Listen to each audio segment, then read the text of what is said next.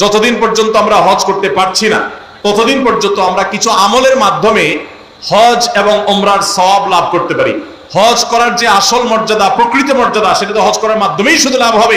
কিন্তু আমরা আজ এমন 5টি আমলের কথা জানবো, যেই 5টি আমল আমরা আমাদের নিজ জায়গায় বসে যদি করি, আল্লাহ রাব্বুল আলামিন এই আমলগুলোর বিনিময়ে হজ করে যে পরিমাণ সওয়াব আমি পেতাম, আমার অ্যাকাউন্টে, আমার আমলনামাতে ওই পরিমাণ সওয়াব আল্লাহ তাআলা লিখে দিবেন। তাহলে যারা হজ করতে পারছি না তারা হজ করার জন্য তো চেষ্টা করবই, তার পাশাপাশি এই আমলগুলো যদি করি আমরা আশা করব আল্লাহর কাছে যে আল্লাহ তাআলা হাজী সাহেবদের হজের মাধ্যমে যে সওয়াব লাভ করেন, আল্লাহ তাআলা আমাকেও মাহরুম করবেন না, আমাকেও তাদের মতো সওয়াব দান করবেন। আমাদের দেশ থেকে হাজী সাহেবরা বাইতুল্লাহ হজের উদ্দেশ্যে রওনা হয়ে গেছে। সারা পৃথিবীর বিভিন্ন প্রান্ত থেকেই হাজী সাহেবরা মক্কা এখন সমবেত হচ্ছেন হজের উদ্দেশ্যে। হজের মৌসুম শুরু হয়ে গেছে। অনেক হাজী সাহেবরা ইতিমধ্যে মক্কায় পৌঁছে গেছেন, আবার অনেকে খুব শীঘ্রই ইনশাআল্লাহ মক্কায় পৌঁছে যাবেন। এই যে হাজীদের বাইতুল্লাহ অভিমুখী যাত্রা, আল্লাহর ঘরে হাজির হওয়ার সৌভাগ্য অর্জন, মিনা, মুজদালিফা, আরাফাতে আল্লাহর শাআয়ের, আল্লাহর নিদর্শনগুলোতে উপস্থিত হয়ে দোয়া কবুলের জায়গাগুলোতে কায়মন বাক্যে চোখের পানি ফেলে আল্লাহ রাব্বুল আলামিনের কাছে দোয়া করার সুযোগ লাভ করবেন। শত শত নবী রাসূলগণ যে পবিত্র ভূমি তাদের পদচারণায় মুখরিত হয়েছে, বহু নবী রাসূলগণ যেই জায়গায় হাজির হয়েছেন, উপস্থিত হয়েছেন, আরাফাতের ময়দানে একত্র হয়েছেন, বাইতুল্লাহর জিয়ারত করেছেন, তওয়াফ করেছেন, যেই সাফা মারওয়া ইব্রাহিম আলাইহিস সালামের স্মৃতির সাক্ষী, ইসমাইল এবং হাজার আলাইহিস সালাতু ওয়াস সালামের স্মৃতি বিজড়িত যেই সাফা মারওয়া, সেখানে যেতে কোন মুসলমানের মনে না চায়? অথচ আমাদের অনেকেরই তৌফিক হয় নাই। আল্লাহ রাব্বুল আলামিন আমাদেরকে বাইতুল্লাহ জীবনে বারবার যাওয়ার তৌফিক নসিব করুন, বলুন আমিন। ভাইরা আমার, হজ এবং উমরার যে ইবাদত, এই ইবাদত যাদের করার তৌফিক হয়েছে, যাদের করার সৌভাগ্য হয়েছে, যাদের খুশনসিব হয়েছে, তারাই বলতে পারবেন যে এই ইবাদত কত প্রেমময় ইবাদত, এই ইবাদতের তৃপ্তি কত অতুলনীয়, এর স্বাদ কত অবর্ণনীয়। এটা যারা বারবার বাইতুল্লাহ যাওয়ার তৌফিক পেয়েছেন তারাই বলতে পারবেন। ভাইরা আমার, পৃথিবীর কোন দর্শনীয় স্থান, পৃথিবীর কোন দেখার মতো জায়গা একবারের বেশি দ্বিতীয়বার মানুষের দেখতে যেতে আর ইচ্ছা করে না, ওই জায়গা আর টানে না। আমি পৃথিবীর বিভিন্ন দর্শনীয় স্থান, বিভিন্ন প্রোগ্রামকে কেন্দ্র করে দেখার সুযোগ হয়েছে। ভারতের তাজমহল, বিভিন্ন পৃথিবীর বিভিন্ন দেশের বিভিন্ন জায়গা দেখার সুযোগ আল্লাহ তাআলা দিয়েছেন। সেই জায়গাগুলোতে যেটা একবার দেখা হয়েছে, দ্বিতীয়বার যদি আমাকে কেউ যেতে বলে এবং তার নিজের খরচে যদি নিয়ে যেতে বলে, তারপর আমার মনে হয় না আমি আকর্ষণ বোধ করব, কারণ একবার দেখা হয়ে গেছে, এটা দ্বিতীয়বার দেখার কিছু নেই। হ্যাঁ, কিছু প্রাকৃতিক পরিবেশ আছে, সেগুলো অবশ্য মানুষ বারবার দেখতে চায় অনেক সময়, তারপরও অনেক বেশিবার যেতে মানুষের ইচ্ছা করে না। একমাত্র মক্কা এবং মদিনা, মসজিদুল হারামাইন এবং মিনা, মুজদালিফা, আরাফাতে আল্লাহর যে শাআয়ের আছে, সাফা মারওয়া আছে, এই জায়গাগুলোতে উপস্থিত হওয়ার যে আকুতি, উপস্থিত হওয়ার যে তৃপ্তি, এখানে হাজির হওয়ার যে স্বাদ, এটা যে একবার লাভ করে তার বারবার সে স্বাদ পেতে ইচ্ছা করে, বারবার তার যেতে ইচ্ছা করে। যারা একবার গিয়েছেন হাজী সাহেবরা, তারা বলতে পারবেন যে আরাফাতের ময়দানে উপস্থিতির সেই স্মৃতি সারা জীবন মনে থাকে। অনেক স্মৃতি মানুষ ভুলে যায়, কিন্তু হজের স্মৃতি, উমরার স্মৃতি, এগুলো মানুষ কখনো ভুলতে পারে না। এই হজ উমরা যাদের করার তৌফিক হয় না, আমাদের করার ইচ্ছা আছে না নাই? আল্লাহ তাআলা আমাদের সবাইকে হজ এবং উমরা আদায় করার তৌফিক দান করুন। ইসলামের এই স্তম্ভটিকে কোন কোন হাদিসে 4 নম্বরে, কোন কোন হাদিসে 5 নম্বরে রাখা হয়েছে। ইসলামের স্তম্ভ কয়টা ভাই? 5টা। একটা ঘর যদি 5টা খুঁটি বা পিলারের উপরে দাঁড়ায় থাকে, ইসলাম নামক এই আয়োজনটা দাঁড়িয়ে আছে 5টা খুঁটির উপরে। সেই 5টা খুঁটির মধ্যে 4 বা 5 নম্বরের খুঁটি হলো হজ। কোন কোন হাদিসে 4 নম্বরে, কোন কোন হাদিসে 5 নম্বরে রাখা হয়েছে। কেন এটাকে এত পরে রাখা হয়েছে? অনেক উলামা ইকরাম বলেছেন এর মানে হলো যে ঈমান আনার পর সালাত আদায় করার মাধ্যমে, নামাজ পড়ার মাধ্যমে বান্দার সাথে আল্লাহর নৈকট্য অর্জন হয়। বান্দা আল্লাহর নিকটে যেতে পারে সালাতের মাধ্যমে। আকরাবু মা ইয়াকুনুল আবদু মির রাব্বিহি ওয়া হুয়া সাজিদ, সিজদা বান্দা আল্লাহর সবচেয়ে কাছে যেতে পারে। সিয়াম পালনের মাধ্যমে আল্লাহর মহব্বতে, পিপাসার্থ থেকে, ক্ষুধার্ত থেকে আল্লাহর ভালোবাসা জাহির করার সুযোগ লাভ করে বান্দা। যাকাত আদায়ের মাধ্যমে বান্দা তার সবচেয়ে প্রিয় বস্তু, টাকা পয়সা, ধন দৌলত আল্লাহর রাহে দান করার মাধ্যমে আল্লাহর ভালোবাসার প্রমাণ দেয়। এরপর আল্লাহর ভালোবাসা যখন চূড়ান্ত পর্যায়ে বান্দা অনুভব করে, তখন আল্লাহকে দর্শন করার, আল্লাহর দিদার লাভ করার, আল্লাহর সাক্ষাৎ লাভ করার আকুতি বান্দার মধ্যে জাগ্রত হয়। কিন্তু সেই সুযোগ তো দুনিয়াতে হবে না, সেটা জান্নাতে হবে, আখিরাতে হবে। হাদিসে ওয়াদা করা আছে আল্লাহ রাব্বুল আলামিন দুনিয়াতে, সেই জন্য আল্লাহ তাআলাকে না দেখার সুযোগ না থাকলেও আল্লাহর যে নিদর্শনগুলো আছে, আল্লাহর কুদরতের যে সাক্ষীগুলো আছে, অলৌকিক যে স্থানগুলো আছে, যে স্থানগুলো আল্লাহ রাব্বুল আলামিনের বিশেষ বিশেষ কুদরতের নিদর্শন, যেগুলোতে উপস্থিত হওয়া, যেগুলোতে যাওয়া, সেখানে হাজির হওয়া, এর মধ্যে আল্লাহ রাব্বুল আলামিনের প্রতি বান্দার যে ভালোবাসা, এই ভালোবাসার এক প্রকাশের সুযোগ হয়ে থাকে। সেজন্য আল্লাহ তাআলা হজের এই স্তম্ভটাকে রেখেছেন সবগুলোর শেষে, যে সবগুলো করার পর যখন বান্দা অনেক বেশি আল্লাহর দিদার লাভের জন্য আকুতি অনুভব করবে, তখন সে হজে চলে যাবে। সে আল্লাহকে দেখতে পাবে না, কিন্তু আল্লাহর ঘরের তওয়াফ করবে। সে আল্লাহকে দেখতে পাবে না, কিন্তু আল্লাহর শাআয়েরগুলো, আল্লাহর নিদর্শনগুলো অবলোকন করবে। এর মাধ্যমে তার ঈমান তরতাজা হবে। ভাইরা আমার, এই জন্য হজ এবং উমরা এবং হজ উমরার যে জায়গাগুলো, বিশেষ করে হারামাইন, মসজিদে হারামাইন এবং আল্লাহর যে কুদরতের নিদর্শনগুলো আছে, সাফা মারওয়া, ইন্নাস সাফা ওয়াল মারওয়াতা মিন শাআইরিল্লাহ, আল্লাহর নিদর্শনগুলোর মধ্যে থেকে একটা সাফা মারওয়া অন্য হাজার লক্ষ পাহাড়ের মতো নয়, এটি ভিন্নতর, এর আলাদা বৈশিষ্ট্য আছে। এই সাফা পাহাড় মধ্যবর্তী জায়গা থেকে জমজমের কূপ, সেই জমজমের কূপ থেকে লক্ষ লক্ষ মানুষ অনবরত পানি পান করছে। মক্কাতে, মদিনাতে, গোটা পৃথিবীর প্রান্তে প্রান্তরে নিয়ে যাচ্ছে। ছোট একটা কুয়া থেকে পানি শেষ হচ্ছে না, এবং সে স্বাদ পৃথিবীর কোনো পানির সাথে কোনো তুলনাযোগ্য নয়। যারা পান করেছেন তারা জানেন, তাদের মুখস্থ হয়ে গেছে। জমজমের পানি মুখে দিলেই টের পাওয়া যায় এটা জমজমের পানি। অনেক অলৌকিকত্বের সাক্ষী যে মক্কা মদিনা, সে মক্কা মদিনায় হাজির হওয়ার মাধ্যমে বান্দা ওই যে ইসলামের অন্যান্য রকমগুলো পালন করার পর যে আকুতি হয়, সে আকুতি, সে তার আগ্রহ, সে তার আবেগ কিছুটা হলো মেটাবার সুযোগ লাভ করে হজ এবং উমরার মাধ্যমে। আল্লাহ তাআলা সে হজ উমরা আমাদেরকে জীবনে বারবার করার তৌফিক দান করুন। আমাদের দেশ সহ গোটা পৃথিবীর বিভিন্ন প্রান্ত থেকে যে সমস্ত আল্লাহর বান্দারা আল্লাহর ঘরে হাজিরা দিয়েছেন হজের জন্য, আল্লাহ রাব্বুল আলামিন তাদের সবাইকে মাবরুর হজ করে নিজ নিজ জায়গায়, নিজ নিজ পরিবারের কাছে নিরাপদে ফিরে যাওয়ার তৌফিক দান করুন। ভাইরা আমার, আমাদের জীবনে যাদের হজের আকুতি আছে, আমরা ইনশাআল্লাহ এখন থেকে হজের জন্য চেষ্টা শুরু করব। মনে রাখবেন, হজ করার জন্য আর্থিক সঙ্গতি অবশ্যই প্রয়োজন, কিন্তু তার চাইতে বেশি প্রয়োজন হলো মনের আকুতি, মনের ব্যথা। কত মানুষ আছে তাদের অনেক টাকা আছে কিন্তু তারা হজ করার তৌফিক হয় না। আবার অনেক মানুষ আছে তাদের অনেক টাকা নাই কিন্তু হজের তৌফিক হয়েছে। আছে না নাই? বহু মানুষ আছে।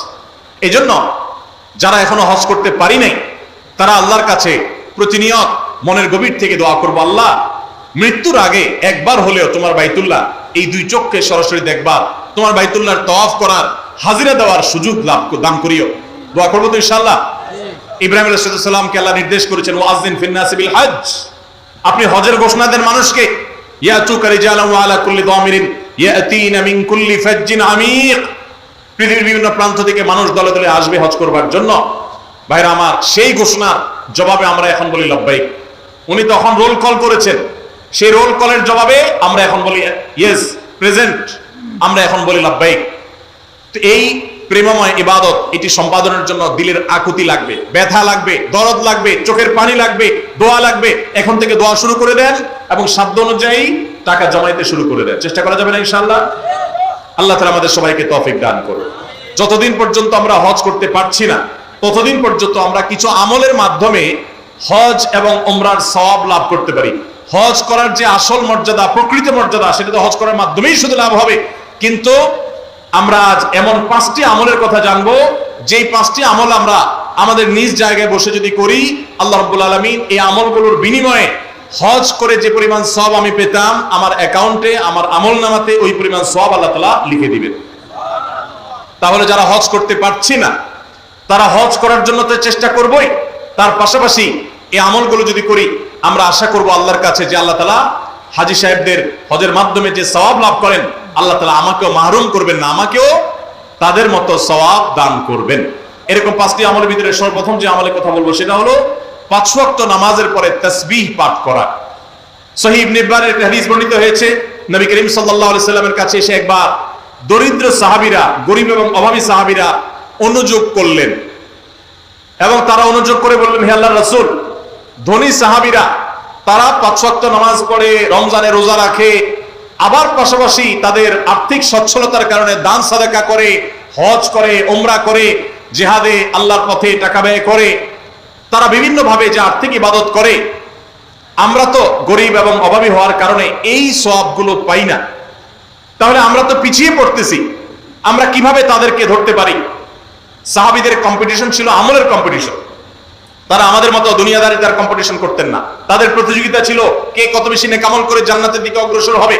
তো সাহাবীদের এই কথা শুনে প্রিয় নবী সাল্লাল্লাহু আলাইহি সাল্লাম তাদেরকে এই আমলটা শিক্ষা দিয়েছেন এবং বলেছেন, যে ব্যক্তি 5 ওয়াক্ত নামাজের পর 33 বার সুবহানাল্লাহ, 33 বার আলহামদুলিল্লাহ এবং 33 বার আল্লাহু আকবার পড়বে, আল্লাহ রাব্বুল আলামিন ওই ব্যক্তিকে, হজকারী ব্যক্তিরা হজ করে যে সওয়াব লাভ করেন, আল্লাহ তাআলা এই ব্যক্তিকে সেরকম সওয়াব দান করবেন।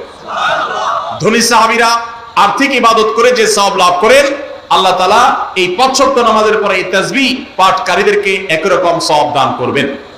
ভাইরা আমার, আবারও বলছি, এর মানে এই নয় যে হজ করার যে মর্যাদা আছে হুবহু সেই মর্যাদা সব দিক থেকে শতভাগ সেই রকমই আপনি আল্লাহ তাআলার কাছে মর্যাদা লাভ করবেন এই আমলের মাধ্যমে, ব্যাপারটা তা নয়। তবে হজ করে যে পরিমাণ সওয়াব পাবেন, বিনিময় পাবেন, আল্লাহ আপনাকে সেই পরিমাণ বিনিময় দান করবেন। তাহলে একটি আমল আমরা পেলাম, সেটা হলো প্রত্যেক ফরজ নামাজের পর 5 ওয়াক্ত ফরজ নামাজের পরে তাসবিহ পাঠ করা, সুবহানাল্লাহ, আলহামদুলিল্লাহ, আল্লাহু আকবার। কোন কোন বর্ণনায় সুবহানাল্লাহ এবং আলহামদুলিল্লাহ 33 এবং আল্লাহু আকবার 34 বারও বর্ণিত হয়েছে। সেটা আমরা অনেকে করি, আমলটা আমাদের সমাজে প্রচলিত আছে, এটা করলেও হবে ইনশাআল্লাহ। 33 বার সুবহানাল্লাহ, 33 বার আলহামদুলিল্লাহ এবং 34 বার আল্লাহ। দ্বিতীয় আমল, যে আমল আমাদেরকে হজের সওয়াব এনে দিবে ইনশাআল্লাহ, উমরার সওয়াব এনে দিবে, সেটি হলো সকালে ফজরের নামাজ জামাতের সাথে পড়ার পর যদি কেউ বসে বসে আল্লাহর জিকিরে মাশগুল থাকে, ফজরের নামাজ জামাতের সাথে পড়লেন, মা বোনরা আপন জায়গায় পড়লেন, পড়ার পর জিকির আজকার করলেন বসে বসে, এরপর সূর্য উদয় হলো, সূর্য উদয়ের 15-20 মিনিট পর, নিষিদ্ধ সময় পার হওয়ার পর যে ব্যক্তি দাঁড়িয়ে 2 রাকাত নামাজ পড়বে, এশাকের নামাজ, আল্লাহ রাব্বুল আলামিন ওই ব্যক্তিকে একটি পূর্ণাঙ্গ হজ এবং উমরার সওয়াব দান করবেন। তাহলে সকালে এশাকের নামাজ পড়ার মাধ্যমে হজের সওয়াব লাভ করা, এটা তো আমরা চেষ্টা করতে পারি, কি বলেন? আল্লাহ তাআলা আমাদেরকে তৌফিক দান করুন। 3 নম্বর যে আমলের মাধ্যমে আমরা হজের সওয়াব পেতে পারি, সেটা হলো দ্বীনি জ্ঞান অর্জন করার জন্য বা দ্বীন শেখাবার উদ্দেশ্যে যদি কেউ মসজিদে যায়, দুনিয়াবী উদ্দেশ্যে না, টাকার উদ্দেশ্যে না, আল্লাহর সন্তুষ্টি লাভের জন্য মসজিদে গেছে, উদ্দেশ্য মানুষকে দ্বীন শিখাবে, কোরআন শিখাবে, অথবা কোরআন নিজে শিখবে, এই কোরআনের জ্ঞান, হাদিসের জ্ঞান, ইসলামের জ্ঞান অর্জন করার জন্য যদি কেউ মসজিদে যায়, এই যাওয়ার কারণে আল্লাহ রাব্বুল আলামিন তাকে ইহরামকারী, হজ আদায়কারী ব্যক্তির সমপরিমাণ সওয়াব দান করবেন। তাহলে 3টা আমল পেলাম। 3 নম্বর আমল হলো যে যদি কেউ মসজিদে জ্ঞান অর্জন করার জন্য যায়, কোরআন হাদিসের ইলম অর্জন করার জন্য যায়, তাবরানী শরীফে এই সম্পর্কে হাদিসে বর্ণিত হয়েছে, নবী সাল্লাল্লাহু আলাইহি ওয়াসাল্লাম বলেছেন, মান গাদা ইলাল মাসজিদি লা ইউরিদু ইল্লা আন ইয়াতাআল্লামাহু খায়রা ইল্লা আন ইয়াতাআল্লামা খায়রান আও ইউআল্লিমাহু। কোন ব্যক্তি যদি মসজিদে যায় কোরআন হাদিসের কোন জ্ঞান অর্জন করবার জন্য বা জ্ঞান দেওয়ার জন্য, শিক্ষকতা করবার জন্য, কানা লাহু কাআজরি হাজ্জিন তাম্মান হাজ্জাতুহু, তাহলে আল্লাহ তাআলা তাকে এমন একটা হজের সওয়াব দিবেন যে হজটা পরিপূর্ণ হজ, সুবহানাল্লাহ, অপূর্ণ না, পরিপূর্ণ হজের সওয়াব দান করবেন। তাহলে মসজিদে শুধুমাত্র বাচ্চারা মক্তবে যায় এটাই যথেষ্ট নয়, মসজিদে ওলামায়ে কেরাম, ইমাম সাহেবগণ বিভিন্ন বয়সের মানুষের জন্য বিভিন্ন ধরনের দ্বীন শিক্ষামূলক আয়োজন রাখবেন, আমরা সেগুলোতে শামিল হওয়ার জন্য যাব, এর মাধ্যমে হজের সওয়াব পাওয়া যাবে ইনশাআল্লাহ। 4 নম্বর, মসজিদে কেউ 5 ওয়াক্ত নামাজের জন্য যখন বের হবে, 5 ওয়াক্ত নামাজ পড়ার জন্য বের হলে, আল্লাহকে সন্তুষ্ট করার জন্য 5 ওয়াক্ত নামাজের উদ্দেশ্যে মসজিদে বের হওয়াটাও মানুষকে হজের সওয়াব এনে দেয়। এই সম্পর্কে নবী সাল্লাল্লাহু আলাইহি ওয়াসাল্লামের হাদিস বর্ণিত হয়েছে যে এই ব্যক্তিকে আল্লাহ রাব্বুল আলামিন আজরুহু কাজরিল হাজ্জিল মুহরিম, ইহরাম পরিহিত হজ আদায়কারী হাজী সাহেবের মতো বিনিময় আল্লাহ তাআলা মসজিদে নামাজের উদ্দেশ্যে, ফরজ নামাজের উদ্দেশ্যে যারা যায় তাদেরকে দান করেন।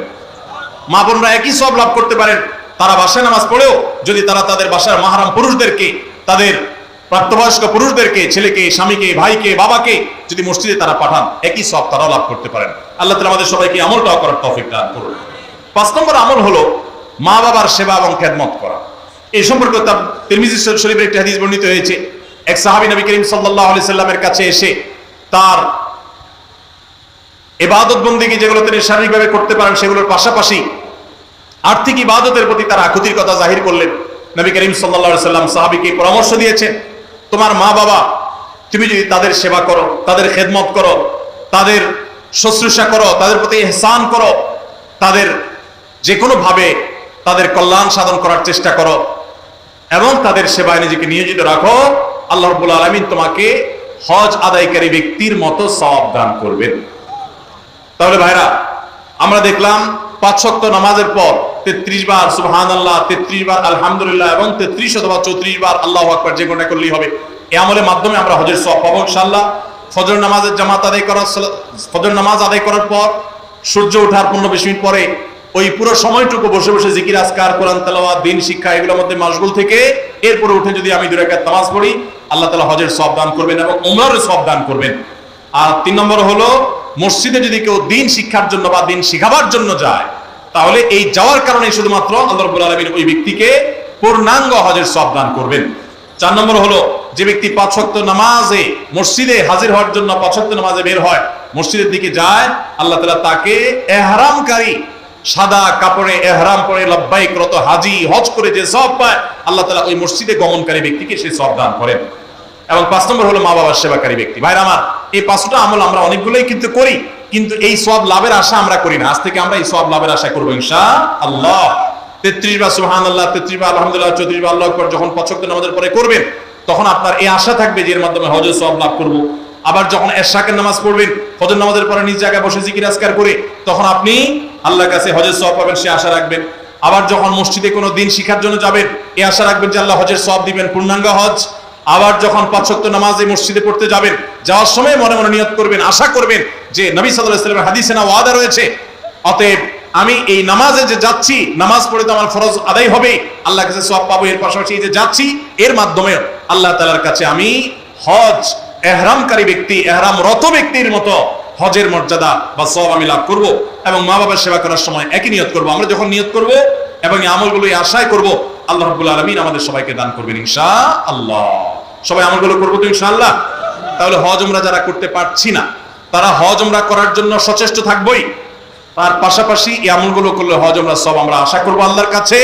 আর মনে রাখবো, এই আমলগুলো করে আপনি হজের সওয়াব পাবেন ঠিক আছে, কিন্তু হজ আদায় করার যে ফরজ আছে, ওই ফরজ আপনার এই আমলগুলো দিয়ে কুলাবে না। ওইগুলোর জন্য অবশ্যই আপনাকে বাইতুল্লাহ গিয়ে হজ আদায় করতে হবে।